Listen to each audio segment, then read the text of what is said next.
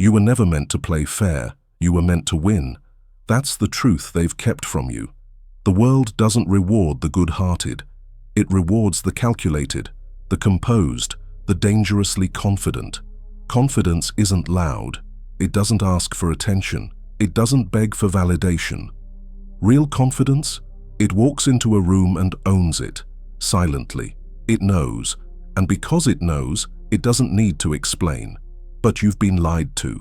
You've been told that humility is always noble, that kindness is always strength, that patience will save you. No, you're not here to be liked.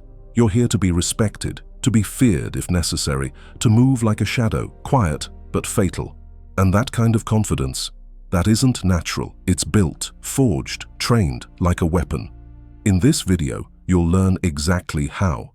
You'll be given the blueprint Machiavelli buried in his philosophy. You'll absorb the dark psychological triggers that command attention. You'll train your mind to think like a ruler, not a servant, to see weakness before it forms, and to act decisively without mercy when the moment demands it. Because when you fuse control, strategy, and power into one mindset, you become untouchable. Now listen carefully, because from this point on, everything changes. And if you're serious about transforming your mind into a weapon, comment this right now. I do not seek approval. I take control. This video will not comfort you. It will confront you. But by the end, if you endure, you will walk through life with a power they can feel before you even speak. Welcome to Stoicism. Let's begin.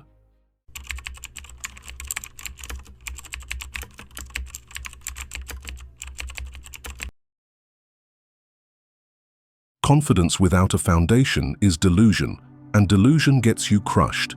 Dangerous confidence doesn't start in your smile. It starts in your silence. It's not about saying you can handle the pressure. It's about becoming the kind of man who thrives in it. Let's get this straight. Confidence is not motivation. It's not positive thinking. That's for amateurs.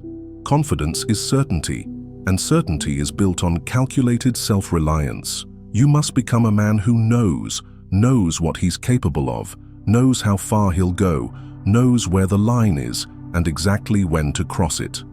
This is your foundation. Number 1, radical self-awareness. Number 2, emotional detachment. And number 3 is relentless strategy. Let's break it down. First is radical self-awareness. You must audit yourself like a machine. No illusions, no sugarcoating. Know your strengths, expose your flaws, double down on what makes you lethal, eliminate what makes you weak. You're not here to be perfect, you're here to be precise. The more clearly you understand yourself, the harder you are to manipulate. And trust me, people will try. Now let's discuss second one, which is emotional detachment. You will never be confidently dangerous if you react emotionally. He who reacts loses. Train your mind to pause, analyze, respond only when it serves your advantage. They insult you, smile, they underestimate you, let them. Never defend your ego, protect your leverage instead. Because the man who doesn't flinch becomes the one they fear. Okay, now let's discuss the third one, which is relentless strategy. Confidence dies in chaos. Power lives in preparation. You must move with intention, speak with control, think 3 moves ahead. Strategy is what turns confidence from a feeling into a force. So, while others waste energy trying to be liked, you observe. You map weaknesses, you execute with precision. That's power, cold, controlled, unstoppable. Comment below, I weaponize awareness. I move with intention, say it, own it. This is how confidence becomes dangerous, when it's rooted in truth, detached from ego, and sharpened by strategy. You don't need hype, you need control. You don't need noise, you need presence. And the moment you internalize this, people will start treating you differently. Doors will open, or you'll kick them down. This is just the beginning. In the next part, I'll show you how to leverage power perception, how to control the room without ever raising your voice. But first, look in the mirror tonight and ask, do I know who I am? Or do I only know what I've been told to be? Because that answer changes everything.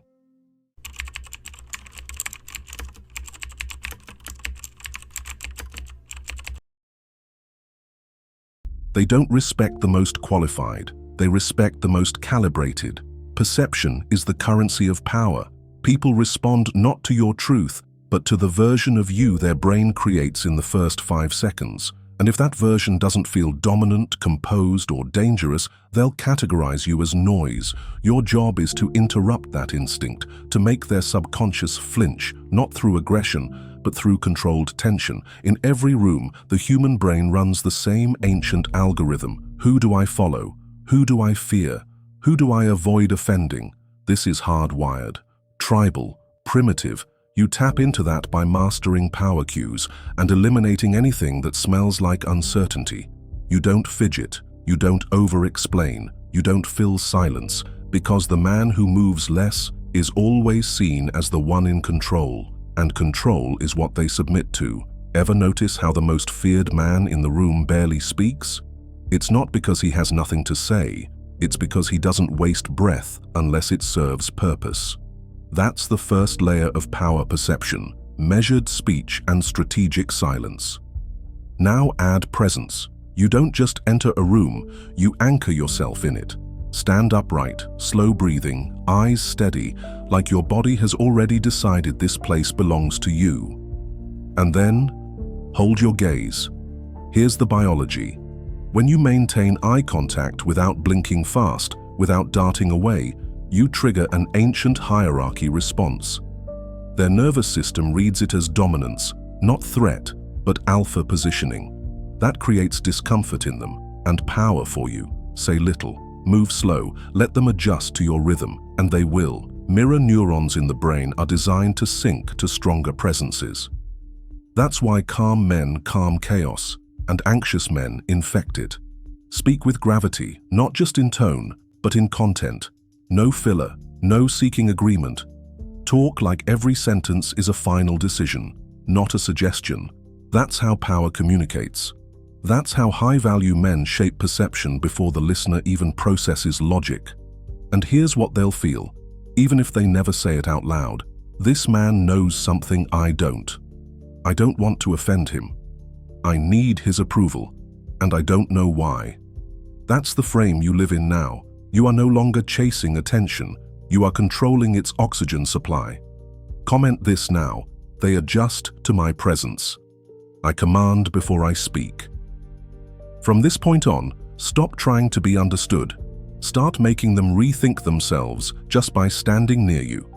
Next, I'll show you how to create Machiavellian leverage, how to get others to obey, serve, or compete for your loyalty, without ever lifting your voice. You've built the illusion of power. Now we make them act on it.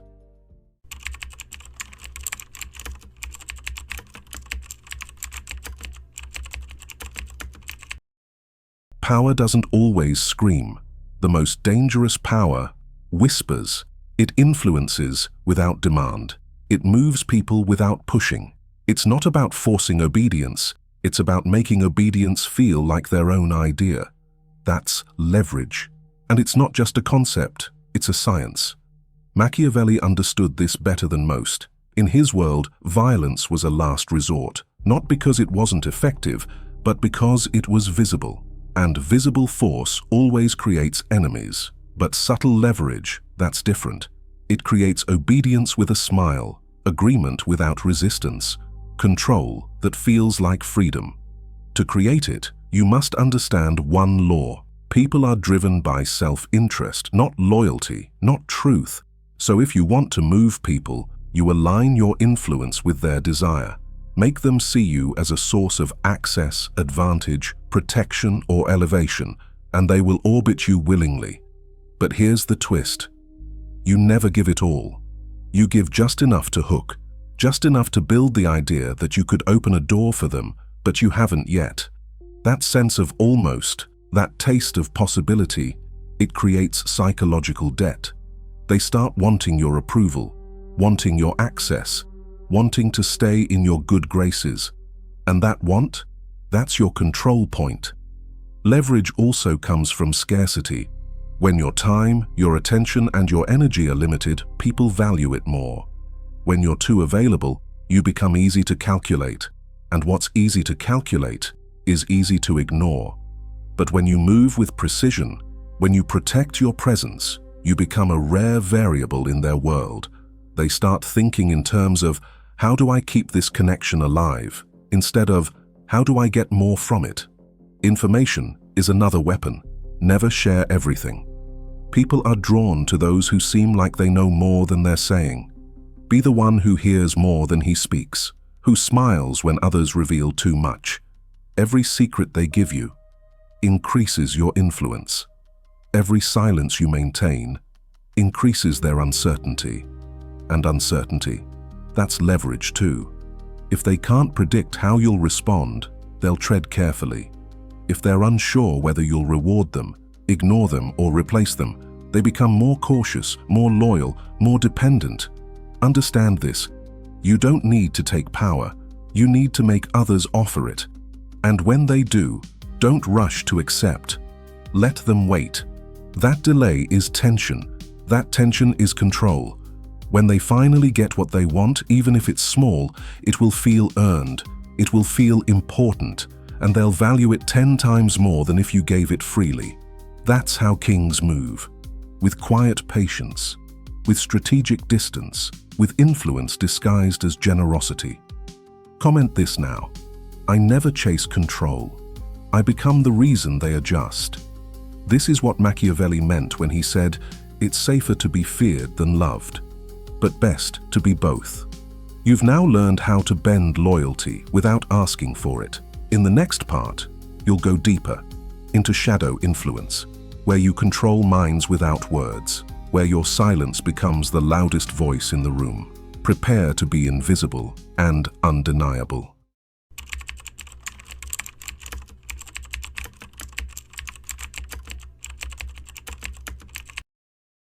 The most powerful man in the room isn't the one talking, it's the one who doesn't need to.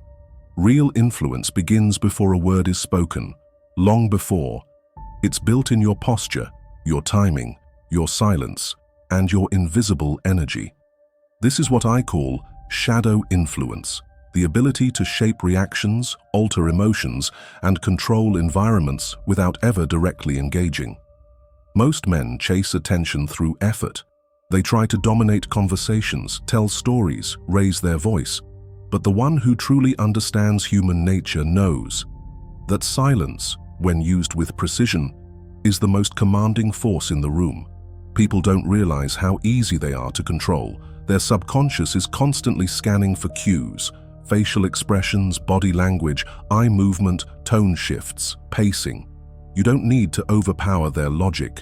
You simply need to overwhelm their nervous system. Make them feel something they can't explain, and they'll adapt themselves around you without knowing why. Stillness is your first weapon. The man who doesn't fidget, doesn't blink rapidly, doesn't over-animate, immediately registers as higher status. He becomes the emotional reference point in the room. Others start mirroring him without realizing it. That mirroring is neurological submission. It's how dominance quietly takes over. Eye contact is another form of psychological control. Not aggressive, not forced, just intentional. Hold it slightly longer than is comfortable, but stay calm. No emotional reaction, just presence. People instinctively interpret calm, steady eye contact as confidence and anything less as insecurity. But here's the twist. It's not about trying to appear powerful. It's about making them feel seen in a way that makes them question themselves. You don't look at them to connect. You look at them like you're calculating. Then there's the pause, the perfectly timed silence. When you delay your response, not with awkwardness, but with precision, it creates weight. Most people rush to fill silence. You don't. You use it to generate pressure. When you delay your reaction, they fill the gap with insecurity.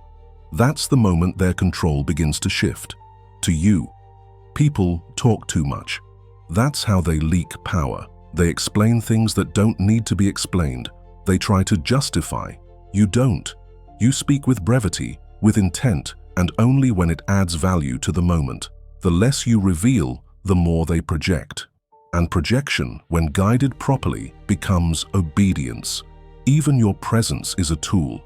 When you enter a space, let your energy settle before you speak. Don't immediately interact. Let them feel you. That discomfort they feel around your silence, that's dominance. That's shadow influence taking root. It's not what you say, it's what your silence makes them believe about you. Comment this now. I influence without effort. I dominate without noise. Remember, the most dangerous men are never the most visible. They are the ones the room watches quietly, even when they're saying nothing, because that silence feels like a decision. In the next part, I'll show you how to take that power further. You'll learn how to activate dark psychology triggers to bypass resistance and command decisions without permission.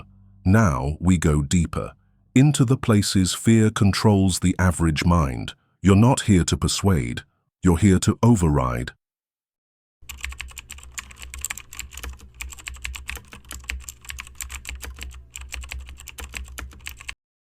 Most people walk through life thinking they make their own choices, that their opinions are theirs, that their feelings come from logic. But here's the dark truth. They don't. They respond to triggers, emotional buttons buried deep in the subconscious. Press the right one, and you own them. This is not theory. It's not guesswork. It's the core of manipulation. And if you understand it, you can bypass rational resistance. You can influence decisions before they're even aware they've made one. Let me show you how the masters do it.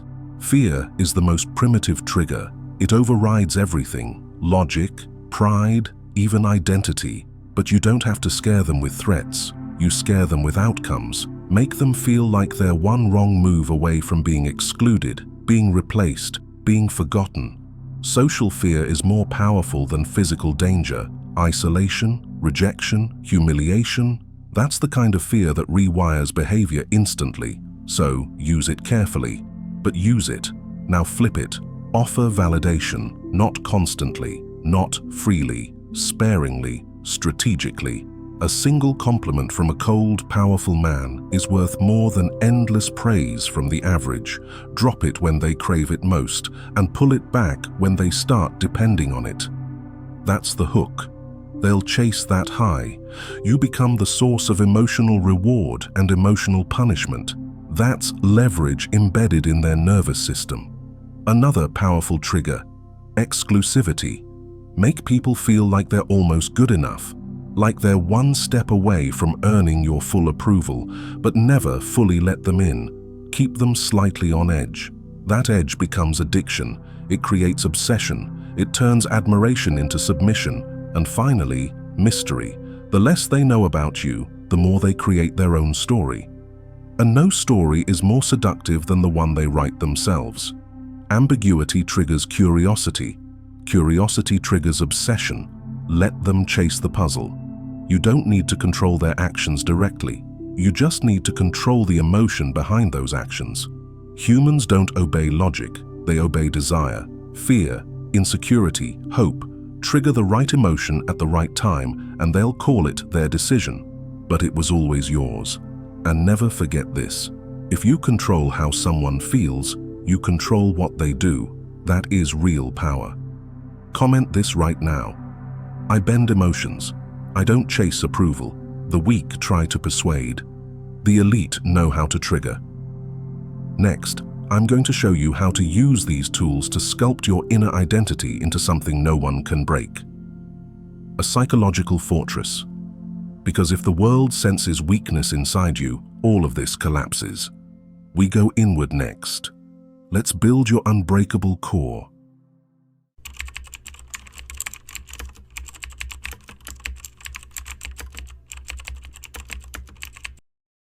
You cannot influence others until you dominate yourself. Confidence means nothing if you crumble when tested. Power means nothing if it dissolves under pressure. To be dangerously confident, you need an unbreakable core, a psychological fortress that no insult, no betrayal, no chaos can penetrate. That means you must kill the part of yourself that seeks comfort. Comfort is the enemy. It softens your instincts. It blunts your edge. The more you chase it, the weaker you become. You weren't built to be comfortable. You were built to conquer. You must also silence the internal noise, that voice that questions you, the one that seeks permission. That inner coward, you suffocate it. Not by pretending you're fearless, but by disciplining your response to fear. A man without fear isn't brave. He's delusional. The man who fears and acts anyway, that's a weapon. Now listen closely. Your emotions are not facts. They're signals, but signals are not commands. You can feel anger and still remain calm. You can feel doubt and still move forward. The moment you stop letting emotions control your behavior, you become undefeatable. You need rules, code, rituals that harden your mental armor every single day. Wake up early, train your body, finish what you start. Be a man whose actions never need to be explained, because his discipline speaks for itself. Cut off emotional dependence. You do not need them to understand you. You do not need them to love you. If they do, fine. If they don't, you stay the same. That is strength. That is stoic power. And never ever let your identity depend on someone else's opinion. Your confidence must be self-sourced, not from achievements, not from praise, but from the fact that you know who you are, and you refuse to negotiate with that truth. You are not here to be perfect. You are here to be solid, cold, clean, and controlled. Let them throw words. Let them try to provoke. Let them wait for you to react. You don't flinch. You don't explain. You don't break. Because your mind is not a playground. It is a fortress, a sharp, focused chamber of reason built on ritual, pressure, and earned self-trust. And when others see that nothing shakes you, they start doubting themselves. That's real dominance. That's the silent fear you plant in their minds without a word. Comment this now. I don't flinch, I don't chase, I don't break. And mean it. Because the next part will show you how to weaponize that core into calculated, merciless decision-making, where hesitation dies and action becomes law. We build your war mind next.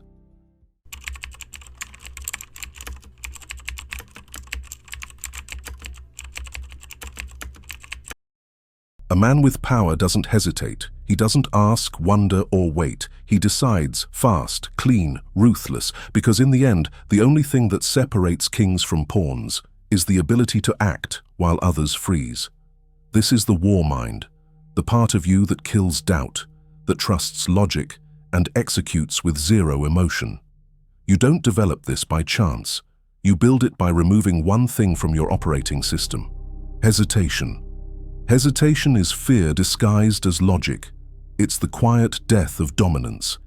Every time you hesitate, you signal weakness, not just to others, but to yourself. And when your mind sees hesitation, it remembers. It stores it as proof that you don't trust your own power, that you're soft, that you're breakable. Erase that. Start acting like a man who already made the decision before the moment arrived. You don't react. You've already planned. You don't consider. You execute. Your logic must be brutal, tactical. When a decision appears, ask, does this move me forward? Does it serve my strategy? Does it expose weakness? If the answer is no, eliminate it. If yes, pursue it without emotion. That's it. No debate, no explanation, no apology. You must train your mind to operate like a war general. Strategy first, feelings last. The enemy of power is indulgence. Indulgence in comfort, in emotion, in second chances. No. Ruthless decisions build a ruthless reputation. And reputation is leverage. The world respects the man who moves like he's already won. You need to accept this. You will lose people. You will be judged. You will be misunderstood. Good. That means you're finally prioritizing your mission over their validation. Let them talk. Let them whine. Let them drift away. You're not here to be liked. You're here to conquer. When it comes time to cut someone off, cut deep, clean, no explanations. When it's time to walk away, don't look back. Don't text. Don't explain. Burn that bridge if it stands in your way, because mercy in the wrong hands is self-betrayal. And when it's time to choose between comfort and strategy, you choose strategy every time. Because while they were trying to feel good, you were building power. While they were overthinking, you were taking ground. While they were asking for permission, you already owned the outcome. Comment this right now. I decide. I move. I don't explain. Burn it into your mind. From this point on, every choice must be war-tested. Every yes must serve your empire. Every no must be final. That's how kings move. Cold, clean, certain.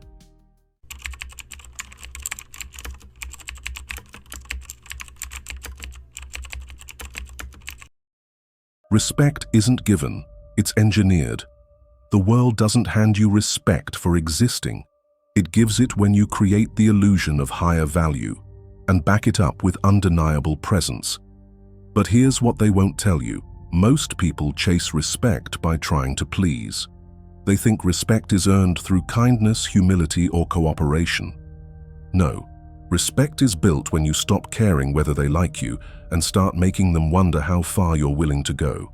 You want their eyes on you, then never seek approval, never rush to fill silence, never try to prove you belong. Just exist like a man who knows something they don't.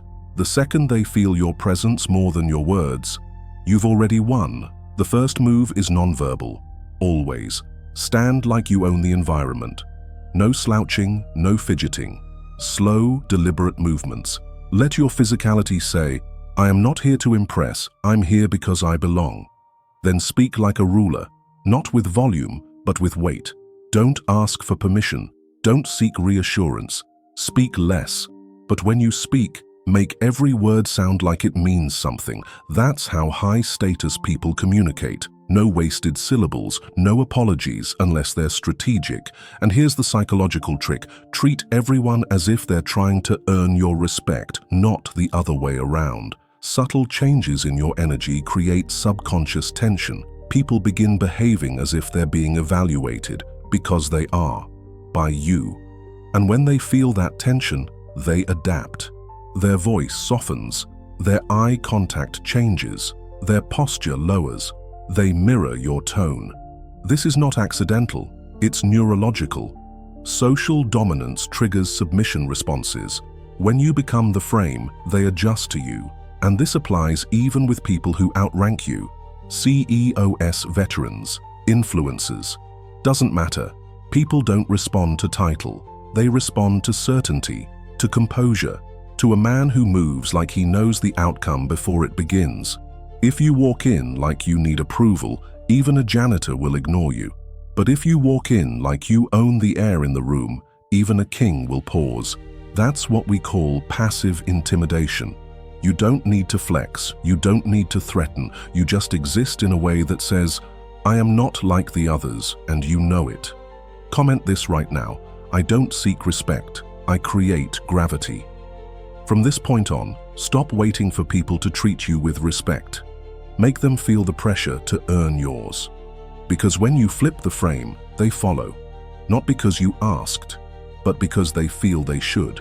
And in the next part, I'll show you how to weaponize unpredictability, so no one can read you, control you, or challenge your position. We become untouchable next.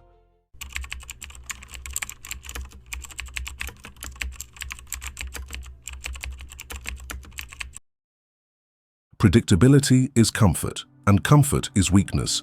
The moment people think they can predict your next move, you become manageable, contained, harmless. But when they never know what you'll do next, you become dangerous. That's called controlled unpredictability, not chaos, not recklessness, calculated deviation, strategic mystery. The power of this is simple. When no one can anticipate your behavior, no one can prepare for it.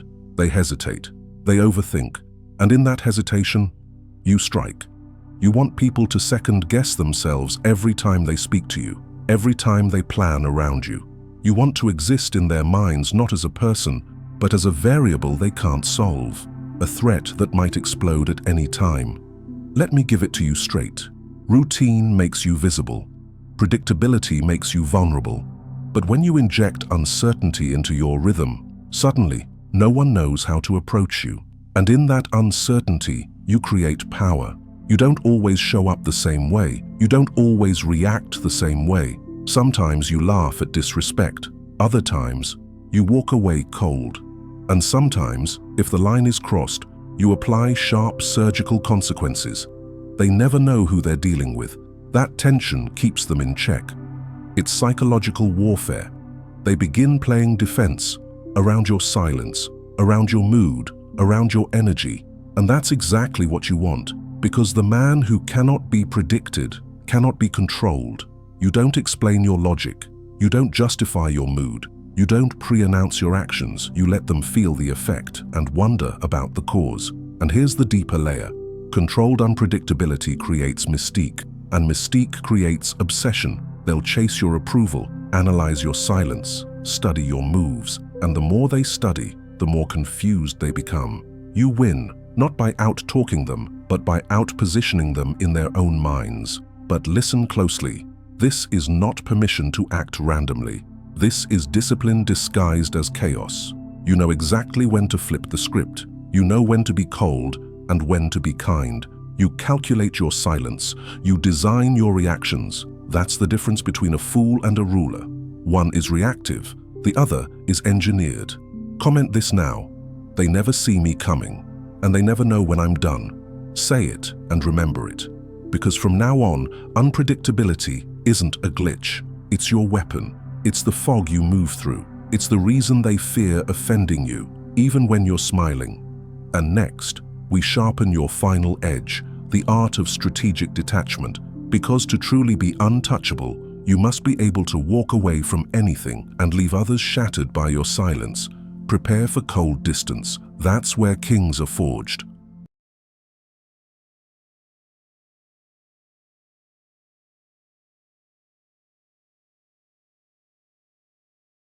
The final weapon of the untouchable man is detachment. When you can walk away from anything, people, positions, places, without begging, without explaining, without looking back, you become ungovernable. Most people are chained, not by metal, but by emotions. Fear of loss, fear of abandonment, fear of missing out. But not you, not anymore. Because when they know you don't need them, they act different. They listen closer, they adjust. Why? Because you're not desperate to be there. You're choosing to be there. That's what separates a king from a servant.